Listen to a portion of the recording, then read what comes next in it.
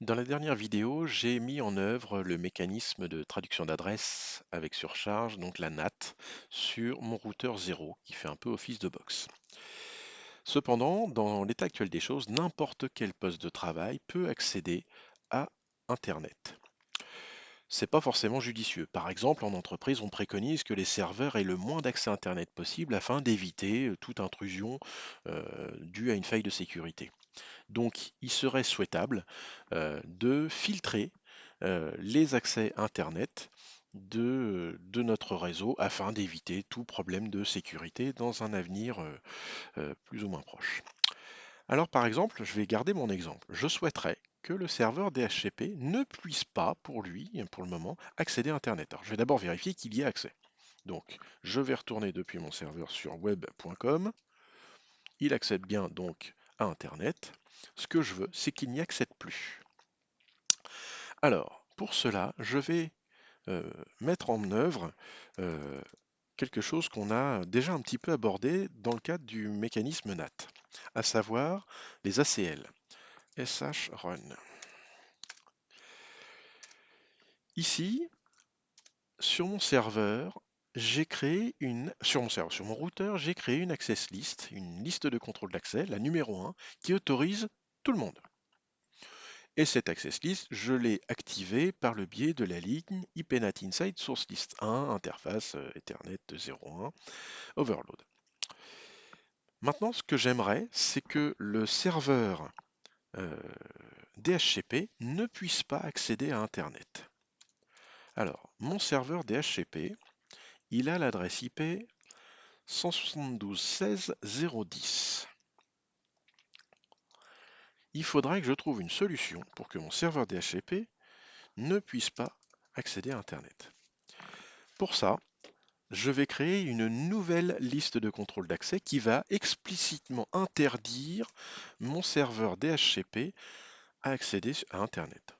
Tout à l'heure, on a vu qu'il fallait taper la commande access list, un numéro, je l'ai dit brièvement, qui peut aller jusqu'à 99. On a affaire à ce qu'on fait pour le moment des ACL dites standards. Là, ce que je veux, c'est interdire mon serveur DHCP. Donc tout à l'heure, on a fait un permit any. Donc j'autorise tout le monde. Là, ce que je veux, c'est interdire le serveur DHCP. Donc pour interdire un serveur, un équipement, ce ne sera pas permis, mais ce sera deny. Donc la commande à taper sera donc access list. On va l'appeler numéro 5. Deny host, donc l'hôte serveur DHCP, 172.16.0.10. J'ai créé mon access list. Tout à l'heure avec la NAT, je l'ai fait en deux phases. J'ai d'abord créé mon access list et je l'ai appelé via le mécanisme de NAT. Ici, je ne vais pas pouvoir l'appeler via le mécanisme de NAT parce que lui, il est en place, il est opérationnel, on n'y touche plus. Ce qu'il faut que je fasse, c'est que j'active cet ACL pour que lorsque le serveur DHCP transite par le VLAN, arrive par le port virtuel, ben, qu'il soit bloqué.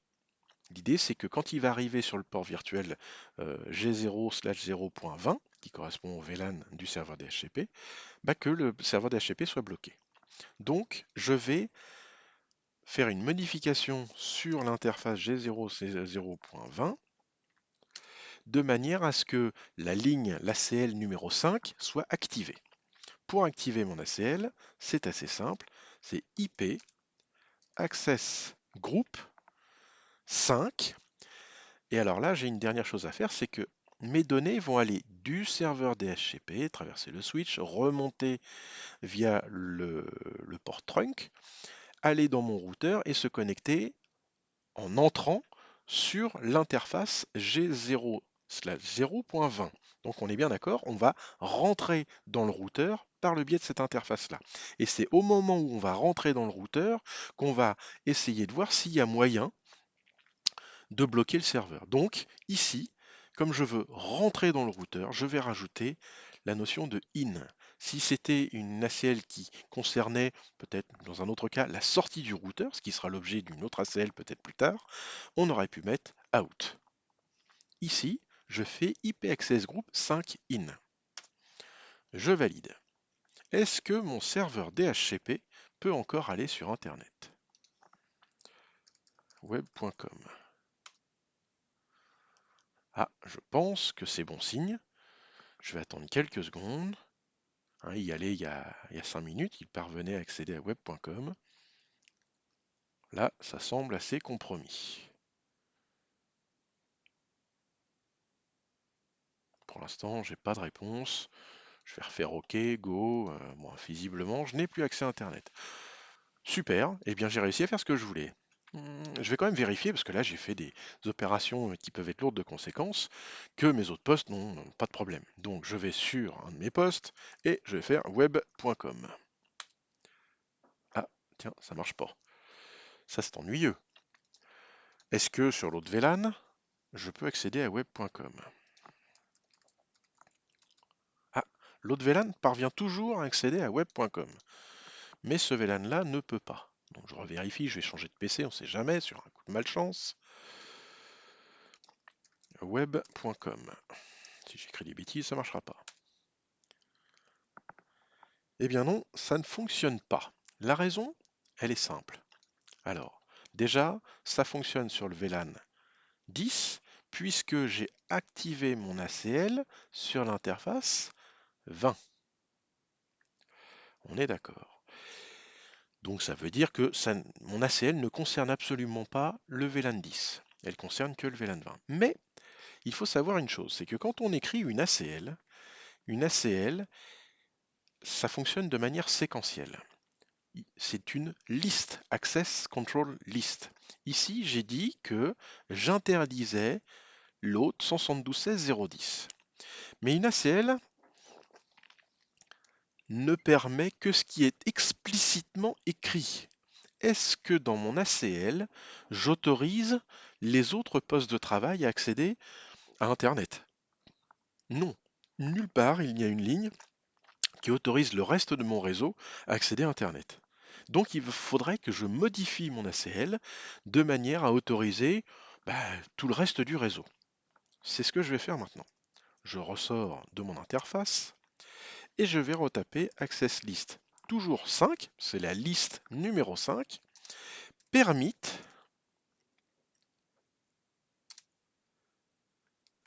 any. Alors, en quoi consiste cette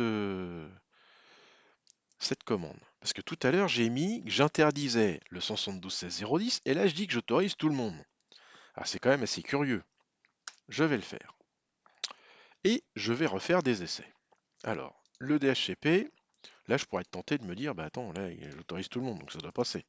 Web.com. Ah, visiblement, ça ne passe pas. C'est plutôt bon signe, quelque part, c'est ce que je veux.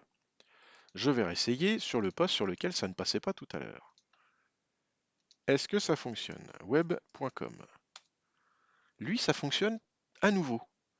Alors, pourquoi est-ce que ça fonctionne exactement comme je le veux, quelque part, en ayant rajouté cette ligne?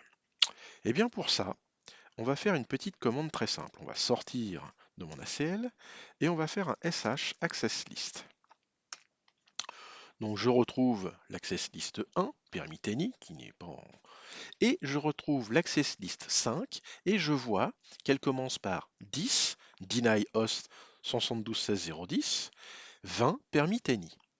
Comment ça fonctionne? Mon serveur DHCP a voulu se connecter à Internet. Donc lui, il s'est présenté au routeur sur l'interface G00/20 en entrée avec l'IP 172.16.0.10. Et là, donc, il y a lecture de l'ACL. Deny host 172.16.0.10. Bim! Eh bien, je deny et j'arrête le traitement de l'ACL. À partir du moment où une ACL, il y a une correspondance entre un autre qui se présente et une ligne de l'ACL, quelle qu'elle soit, enfin, pas quelle qu'elle soit, justement, c'est de manière séquentielle. Donc la première ligne qui est concernée, c'est justement celle qui m'intéresse.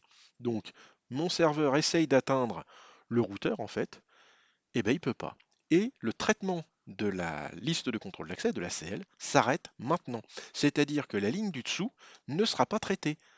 Si elle avait été traitée, auquel cas la première ligne ne servirait à rien. Maintenant, prenons le cas d'un autre poste de travail. Les autres postes de travail n'ont pas l'adresse IP 172.16.010. Hein, pardon, je reprends celui-ci, il a la 172.16.0.100, ou comme celui que j'avais tout à l'heure, 0.103. Je retourne sur mon routeur, donc mon poste, il a la 172.16.0.103. Il essaye de se connecter, hop, il arrive sur l'interface du routeur, la G0/0.20, en entrée. Lui se présente avec la 172.16.0.103. Ici, je bloque la 172.16.0.10 et donc ça ne concerne pas le poste qui se présente puisque c'est lui, il a la 103. Par contre, donc du coup, je passe à la ligne du dessous pour voir si la ligne du dessous pourra être concernée.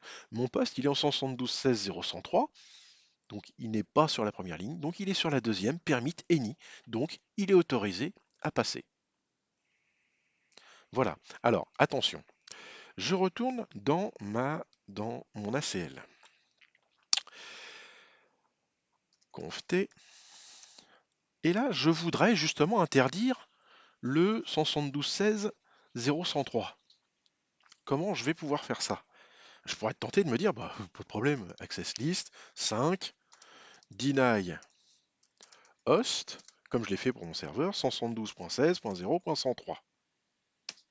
Voilà, exit, c'est celui-là.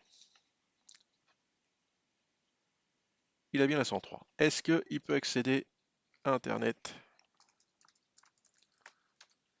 Ah, mais il arrive, il passe sans problème. Eh bien la raison, elle est simple. Je retourne sur mon routeur.